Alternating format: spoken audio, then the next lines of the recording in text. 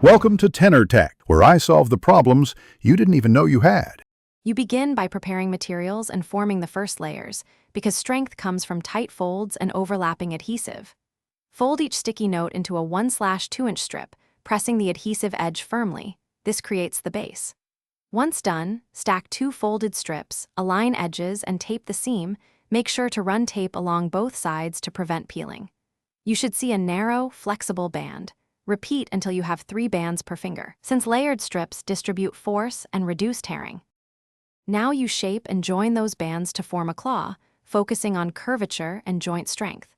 Place 3 bands together, stagger the seam points slightly, and tape them into a single laminated piece. This prevents a single weak spot from failing. Once layered, gently bend into a claw curve and add a tape spine along the outer face to keep the curve. Make sure the inner face is smooth where it touches your finger. Attach the assembled claw to a snug base band so it won't slip during use. Finish by trimming and tuning for comfort and function, because small adjustments make big differences. Round the tip edges so they won't catch fabric, then test on a lightweight object to confirm grip and flex.